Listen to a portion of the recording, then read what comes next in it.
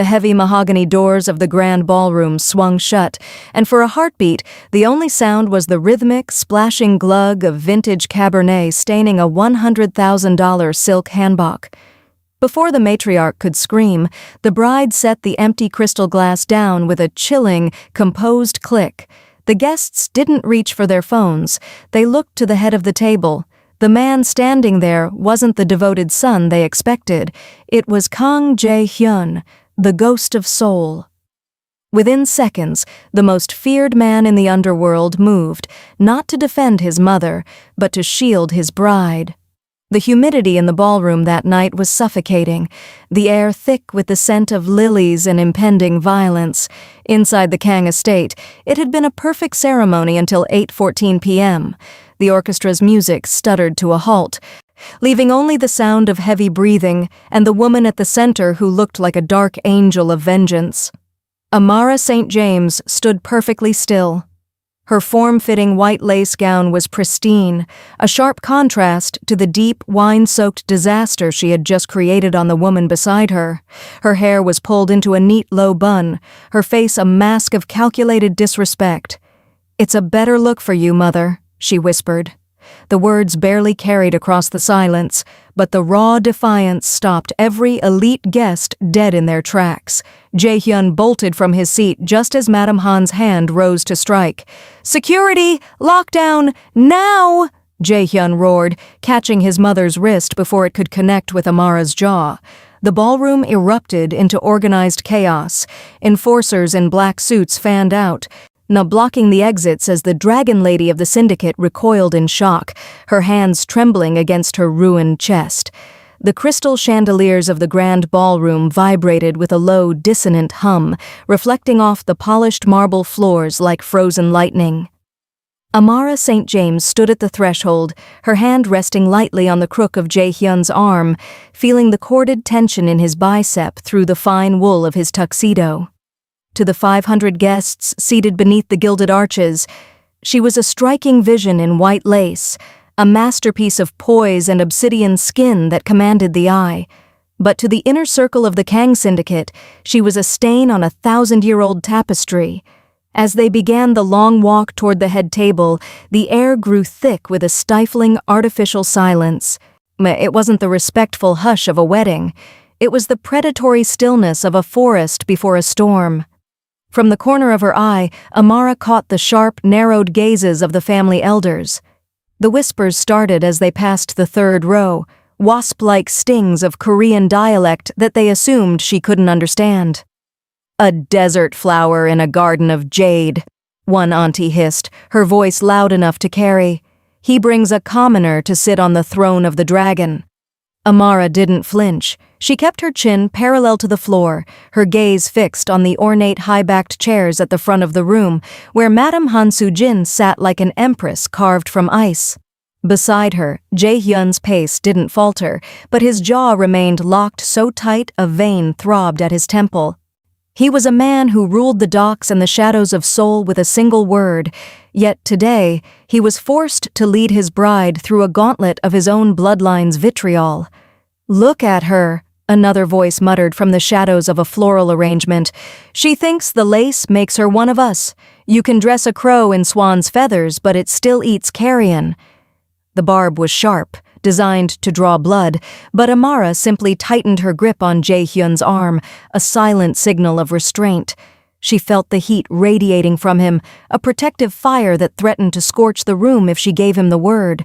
But she wasn't here to be protected, she was here to conquer. Every step was a calculated beat in a war they had already started in the dark. They reached the head table where the air felt 10 degrees colder. Madame Han didn't rise. She didn't even look at Amara.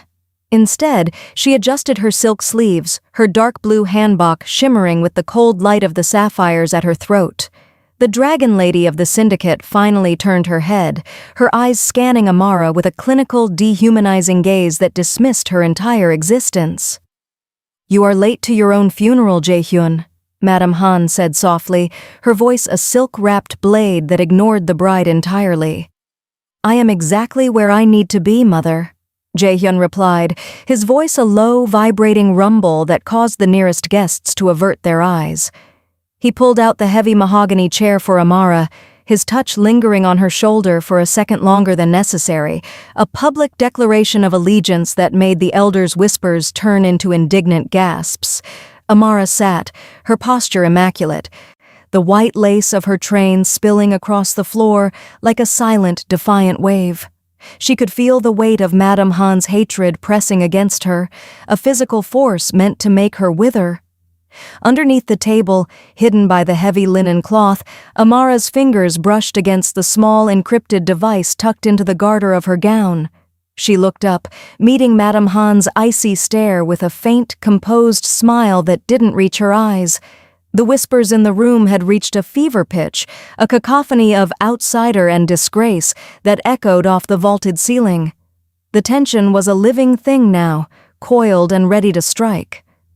Amara reached for the bottle of red wine sitting between them, her movements fluid and deliberate. She saw the flick of surprise in Madame Han's eyes, the first crack in the Empress's armor. The silent vow Amara had made in the alleyways of her past was now a loud, screaming reality. She would not just survive this family, she would own it. The silence that followed Madame Han's dismissal was not empty. It was heavy, vibrating with the unspoken demand for Amara to shrink, to apologize for her very presence, or to simply vanish into the shadow of the man beside her.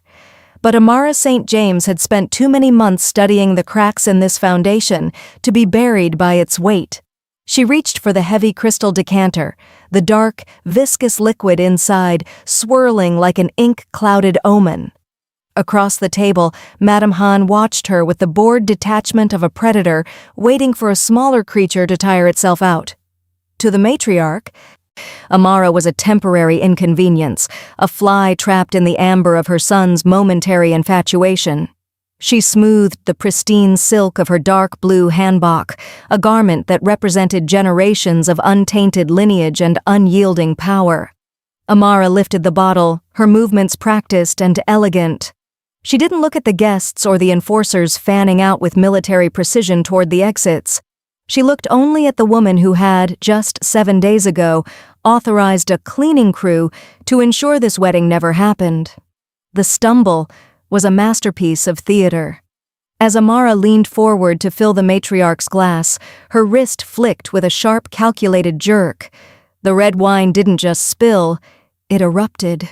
A deep, violent crimson arc sliced through the air, drenching the center of Madame Han's chest. The expensive silk drank the liquid instantly, turning the regal blue into a sodden, bruised purple that looked like a spreading chest wound. The sound in the room was a collective, strangled intake of breath. It was the sound of 500 people realizing they had just witnessed a death sentence. Madame Han froze, her hands hovering in the air, her face contorted in a mask of pure primal shock. The cold droplets splattered against her throat and jaw, mocking the sapphires that caught the light of the chandeliers.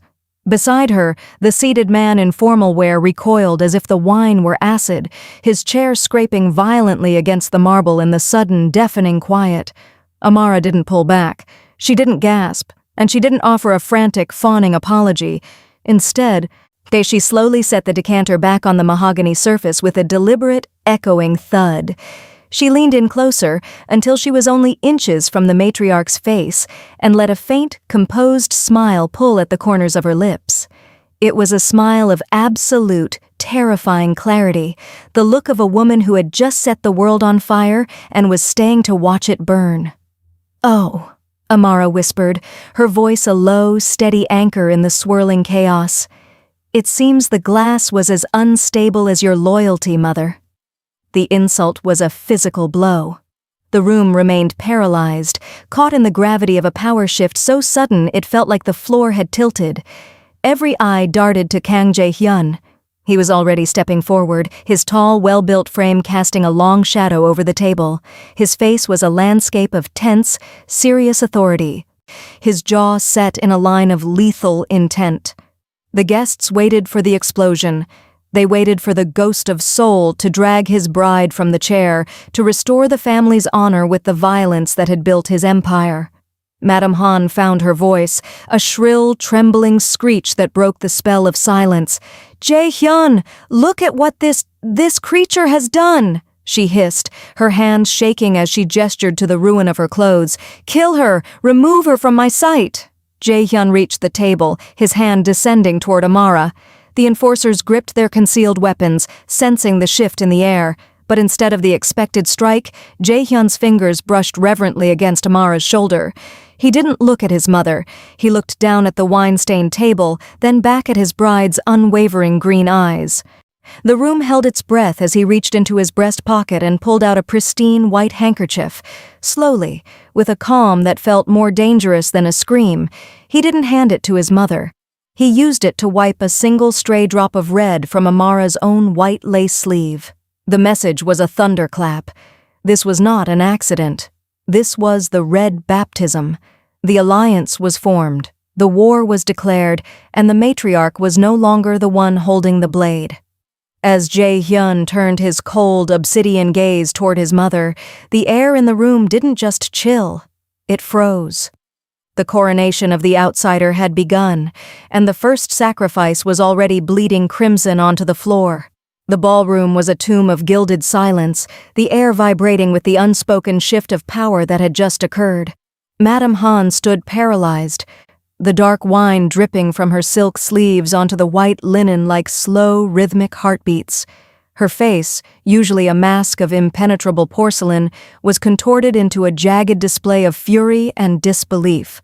She looked at her son, her mouth opening to unleash a torrent of commands that had governed the Kang syndicate for decades, but the words died in her throat as Jae-hyun finally turned his head. His eyes were not those of a son looking at a mother. They were the eyes of a sovereign looking at a liability. "Sit down, mother," Jae-hyun said. His voice was low, devoid of heat, yet it carried a vibrating authority that made the guests in the front row physically recoil. It wasn't a request, nor was it a plea for calm. It was a cold, ironclad directive that signaled the end of an era. Madame Han gasped, so her hand flying to the sapphires at her throat as if they could protect her from the sudden shift in the room's gravity. "Jae-hyun? You dare? In front of everyone? This woman has desecrated our name." Her voice rose into a shrill hysteric, echoing off the vaulted ceilings, but Jae-hyun didn't even blink. Instead, he turned his back on her. The movement was a calculated execution of her status. To the Kang family, the back of the head was a sign of ultimate dismissal. Jae-hyun stepped closer to Amara, his large frame shielding her from the prying eyes of the 500 stunned witnesses. His movements were agonizingly slow and deliberate. He reached out, his long fingers steady, and grasped the edge of Amara's delicate white silk veil.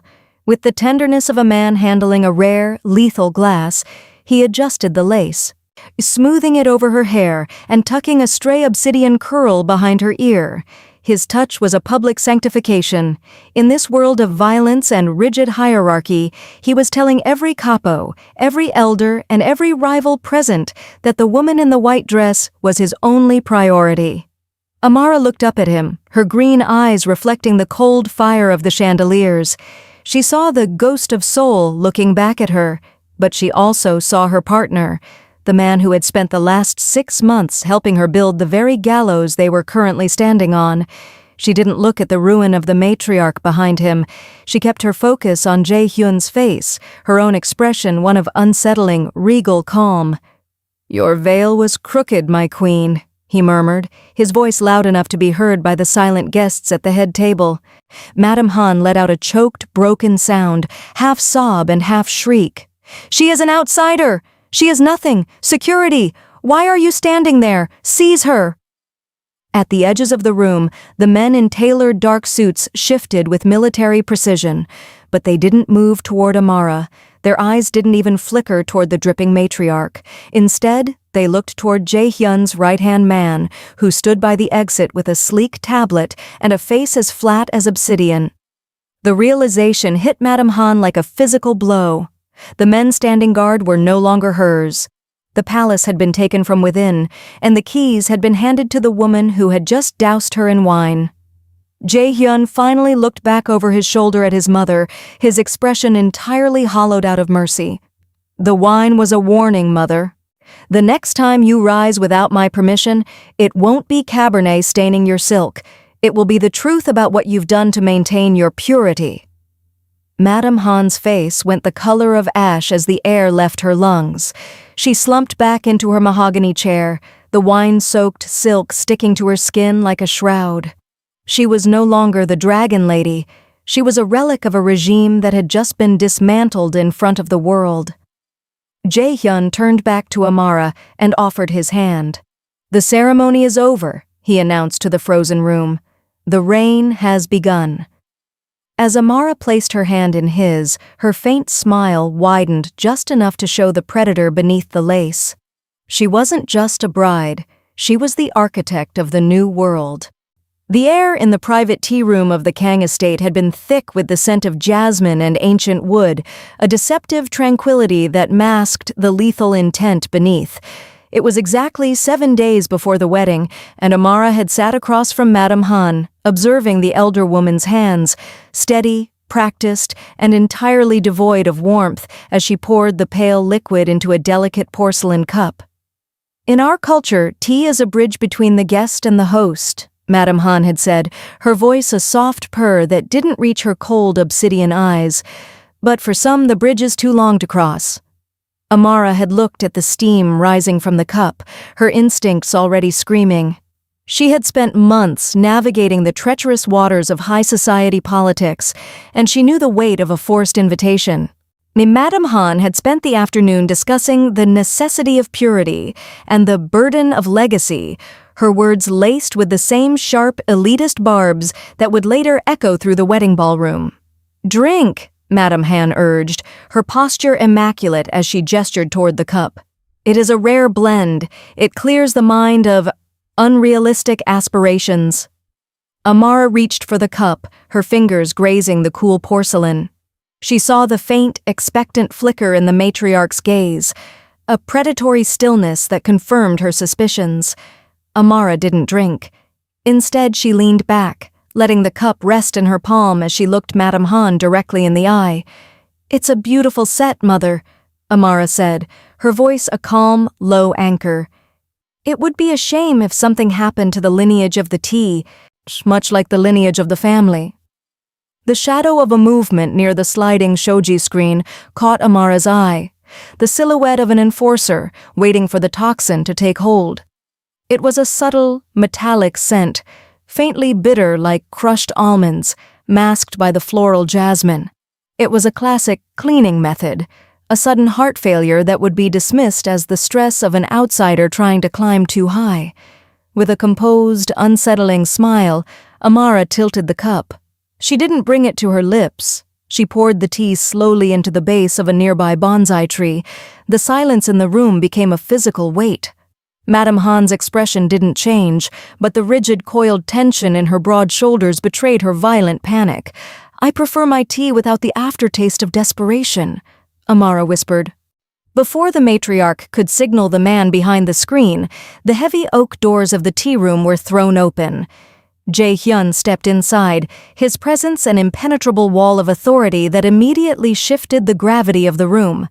He didn't look at his mother. He looked at the dying bonsai tree and then at the empty cup in Amara's hand. "The bridge has been burned, Mother," Jae-hyun had stated, his voice a low, vibrating rumble that carried the weight of a death sentence.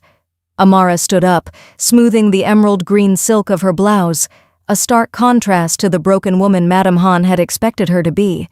She hadn't just survived the attempt, she had used it to lock Jae-hyun's loyalty into place. As they walked out of the tea room together, leaving the matriarch alone with her failed poison, Amara realized that the light of respectability was a lie. The only way to survive the Kang family was to rule the shadows they lived in.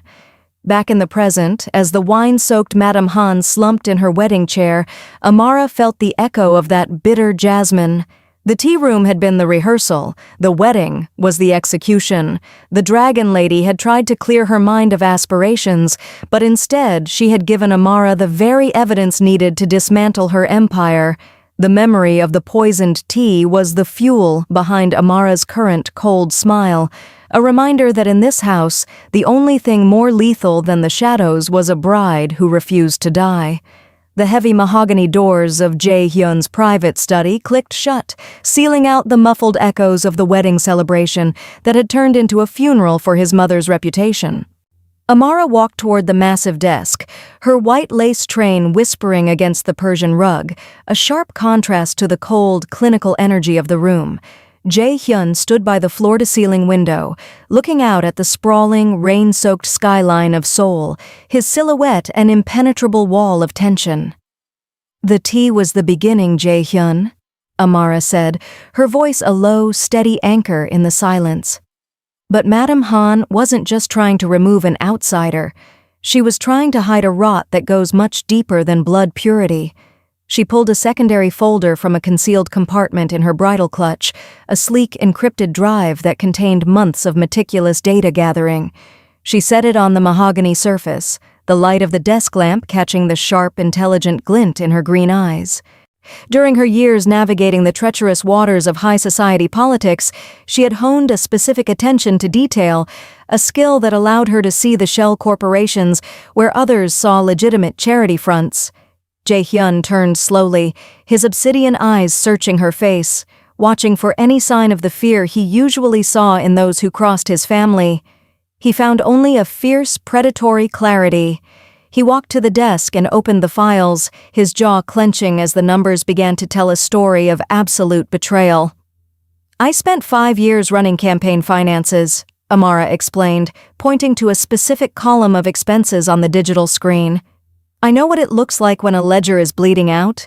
Your mother hasn't just been over-reporting the cost of raw materials for the docks.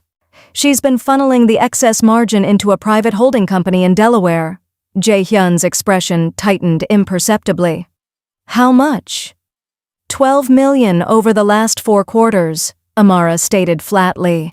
"But the theft isn't the primary concern. It's what she's doing with the capital. Madame Han isn't just stealing, Jae-hyun. She's funding a rival faction to challenge your monopoly on the shipping lanes." She swiped the screen to reveal a series of surveillance photos, grainy shots taken in the shadows of the Incheon ports. They showed Madame Han's personal accountant meeting with known lieutenants of the Tanaka clan, a rival Japanese Yakuza syndicate. The documents detailed a drafted agreement. The Tanaka clan would receive access to the Kang family's underground casinos and shipping ports in exchange for wiping out Jae-hyun's loyalist capos and installing a regime Madame Han could control. "She made a trade," Amara continued, her voice laced with a chilling finality. "She gave them your empire in exchange for a world where she remained the undisputed matriarch. You were never her successor to her. You were just a placeholder until she could find a more obedient puppet." A suffocating silence descended on the study. Jae-hyun didn't shout. He didn't break anything. The reaction was far worse. The humanity completely drained from his face, leaving behind the cold, calculating apex predator that ruled the city's underworld. He looked at the evidence of his mother's treason, or the very woman who had preached about the sanctity of their bloodline while preparing to sell it to the highest bidder. "She thought because I wear silk and smile for the cameras that I wouldn't notice the missing margins," Amara said, resting her hand over his. "She thought my outsider status was a blindfold. She didn't realize it was a lens." Jae-hyun looked down at her hand, his thumb tracing the back of her knuckles. His touch was incredibly warm, entirely contrary to the cold brutality he showed the rest of the world. He realized with crushing certainty that Amara hadn't just saved herself from a poisoned cup of tea. She had saved the entire Kang legacy from a mother who was willing to burn it all down to keep her crown. "The elders will want blood for the wedding insult," Jae-hyun whispered, his voice carrying the weight of a death sentence. "But when they see this, they will realize that you didn't just pour wine on a woman. You exposed a cancer in our foundation." Amara met his gaze squarely. "We don't just prune the branch, Jae-hyun. We take the root." He nodded slowly, a dark, terrifying pride flickering in his eyes.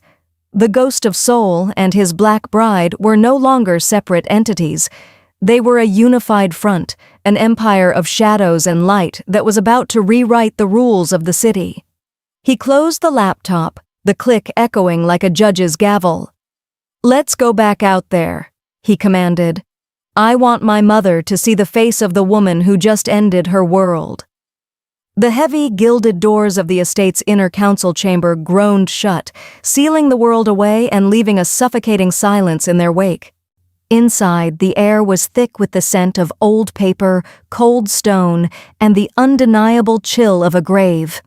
The syndicate elders sat rigidly around a massive mahogany table, their faces etched with a mixture of indignation and confusion. At the center, still draped in her ruined, wine-soaked silk, sat Madame Han. She looked less like a matriarch and more like a fallen idol, her hands clasped so tightly her knuckles were bone white. Amara stood at Jae-hyun's side, the white lace of her wedding gown a stark, defiant beacon against the dark wood of the room. She didn't cower under the weight of the elders' narrowed gazes. She met them with a fierce, predatory clarity that seemed to unsettle the men who had spent their lives fearing nothing. With a calm, measured movement, she slid the tablet across the table's surface. "The insult at the wedding was not a fit of pique," Amara stated, her voice a low, steady anchor in the room. "It was the opening of a curtain." One by one, the elders leaned in, their eyes scanning the digital ledgers and the surveillance photos of the meetings with the Tanaka clan. The indignation that had characterized their posture moments ago began to drain away, replaced by a dark, violent flush of realization. They saw the shell corporations, the embezzled millions, and the drafted agreement to sell the Kang ports to their bitterest Japanese rivals. "Treason," one elder whispered, the word carrying the weight of a death sentence. He looked at Madame Han, his expression entirely hollowed out of mercy. "You preached to us about the sanctity of our bloodline while you were preparing to auction it off?" Madame Han surged to her feet, her chair scraping violently against the marble. "I did what was necessary. Jae-hyun was weak, poisoned by this outsider. I was securing our future." "You were securing your crown," Jae-hyun corrected softly. He stepped forward into the dim overhead light, his presence a lethal, suffocating calm that made the room feel impossibly small. He didn't carry a weapon. He didn't need to. The sheer gravity of his authority made the elders' hands instinctively drop toward their laps in submission. He looked at his mother, his obsidian eyes reflecting a mixture of profound pride for the woman beside him and a chilling finality for the one in front of him. "You believed Amara was a vulnerability because she was an outsider. You didn't realize she was the only one with eyes clear enough to see the rot you've hidden for years." Madame Han backed away, her hands raised in a desperate, trembling plea as she realized the men who had served her for decades were now looking at her as if she were already a ghost. The enforcers in tailored dark suits fanned out with military precision, blocking the exits. "My wife found the rot in our foundation," Jae-hyun spoke, his voice dangerously quiet. "She tracked your betrayal and gathered the evidence. Now the only thing left is to decide how we take out the trash." He leaned down, placing both hands on the armrests of his mother's chair, bringing his face inches from hers. The ice in his voice cracked to reveal the inferno beneath. "I am giving you a choice, Mother, one that is far more generous than the poisoned tea you offered Amara." The room held its breath. "Option 1, Jae-hyun continued smoothly, "is exile. You will be stripped of every asset, your name will be wiped from the registry, and you will leave Chicago and this country tonight. You will live out your days in a remote village, monitored by my men, forgotten by the world you tried to rule." Madame Han's jaw tightened, her eyes darting wildly. "And option 2? The traditional ending," Jae-hyun whispered, the words echoing like a judge delivering a final verdict.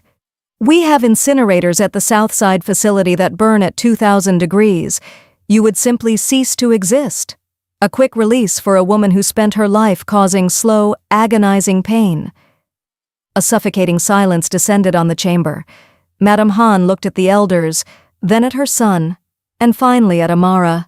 She saw no mercy in the bride's green eyes, only the cold, unyielding strength of a survivor who had finally ascended.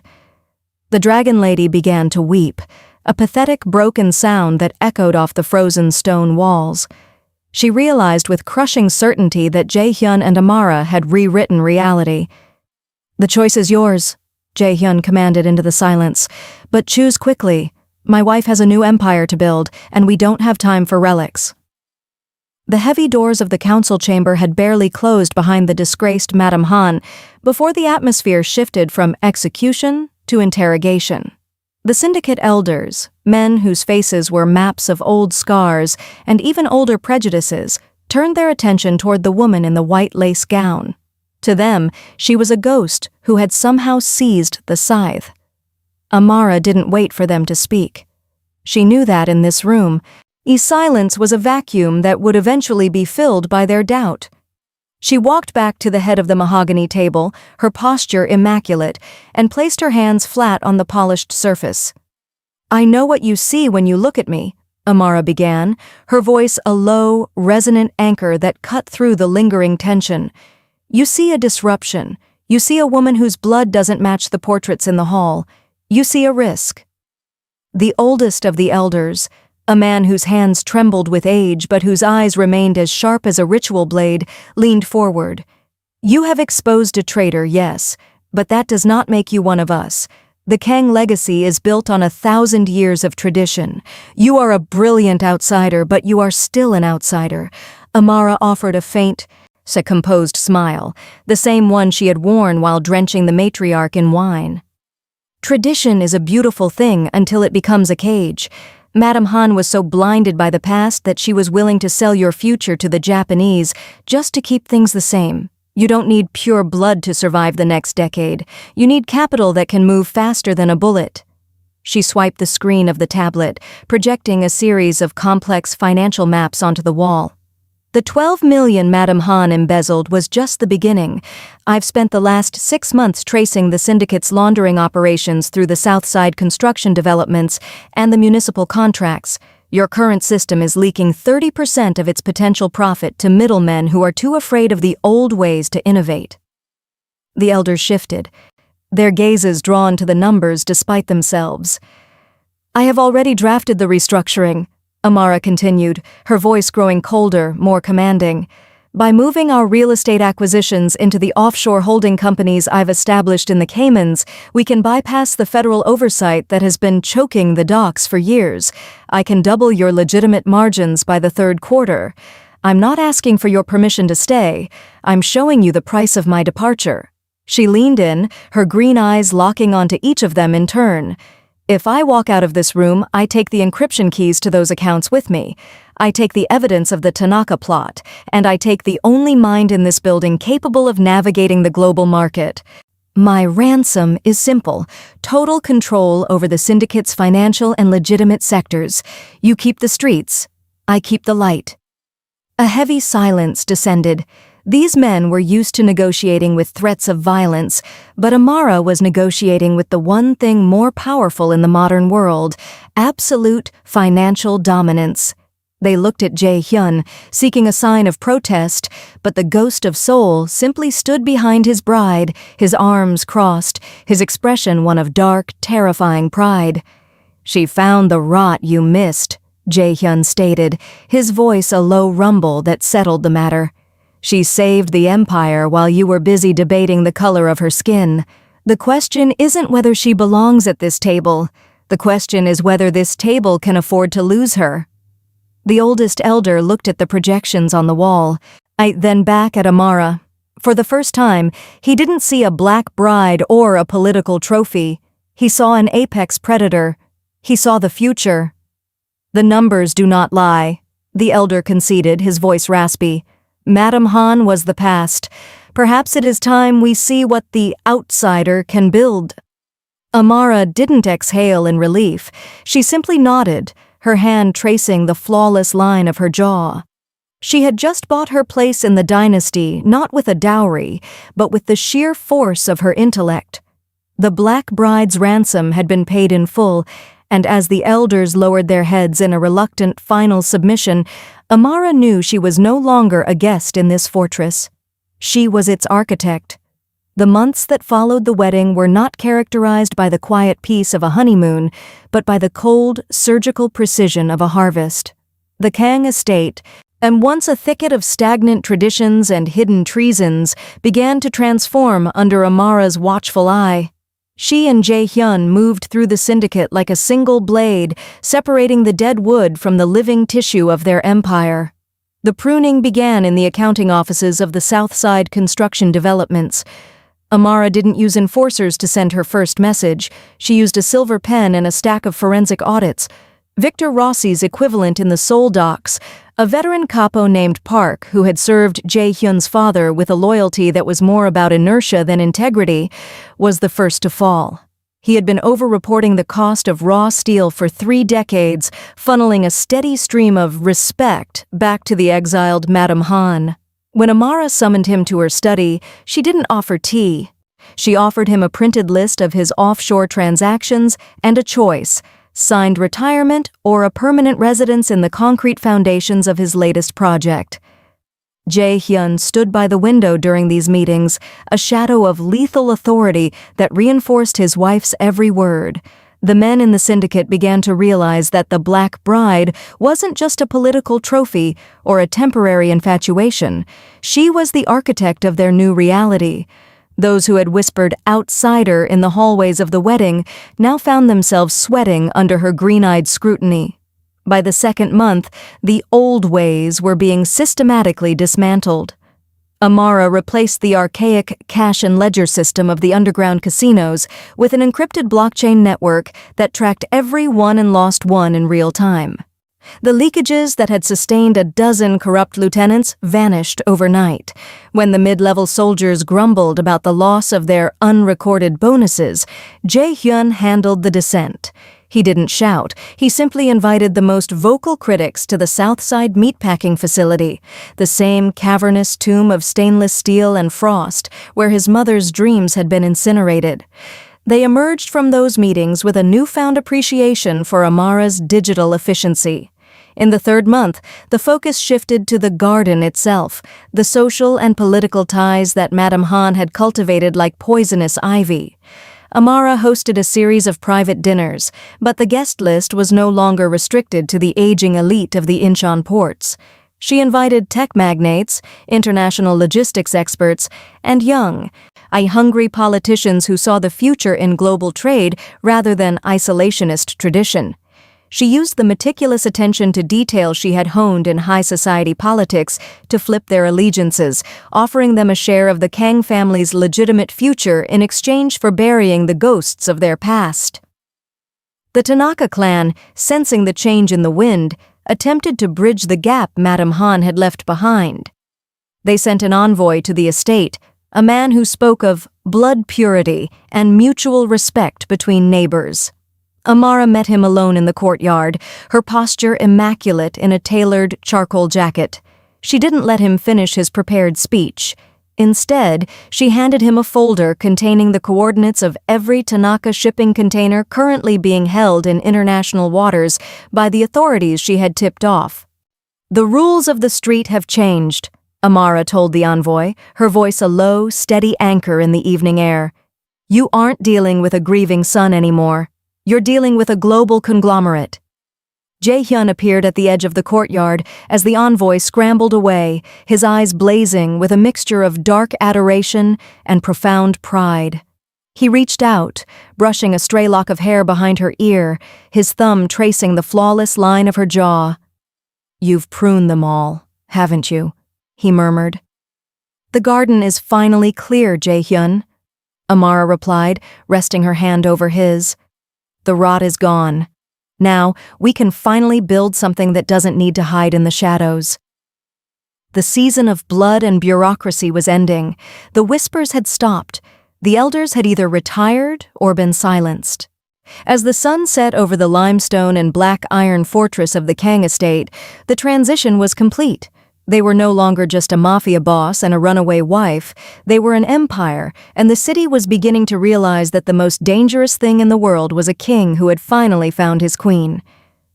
The morning sun over Seoul broke through a lingering haze of gray, casting a warm, golden hue across the private penthouse terrace of the Kang headquarters.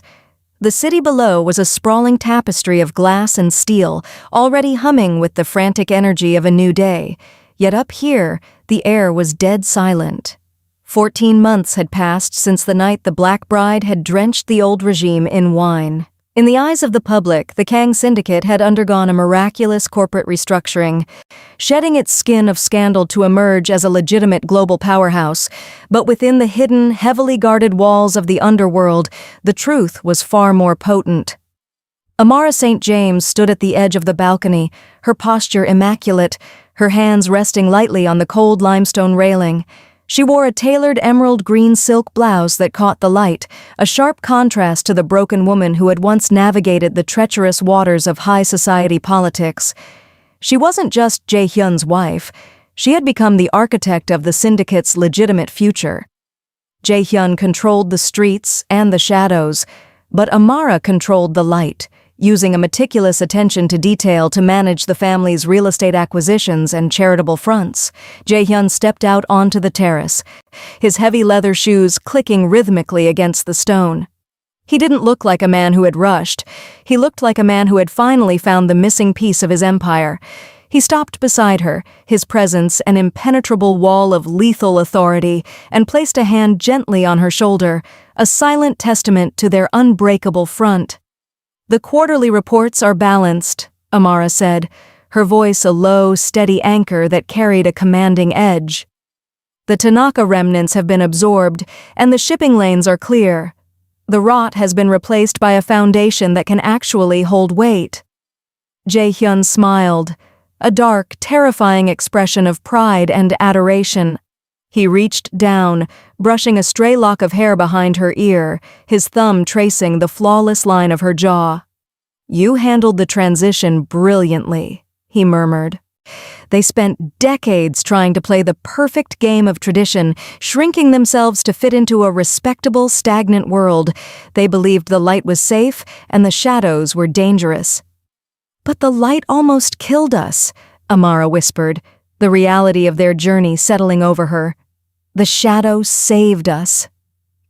They looked out at the city together, the heavy darkness of their world entirely eclipsed by the light they had built within it. The whispers of outsider had long since been buried in the Southside meatpacking facility, alongside the ambitions of those who had doubted them. They were no longer just a mafia boss and a runaway bride.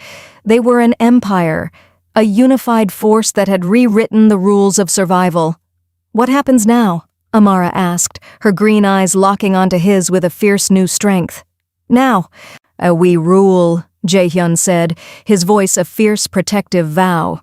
"When you walked into that ballroom, you were a victim of a broken lineage.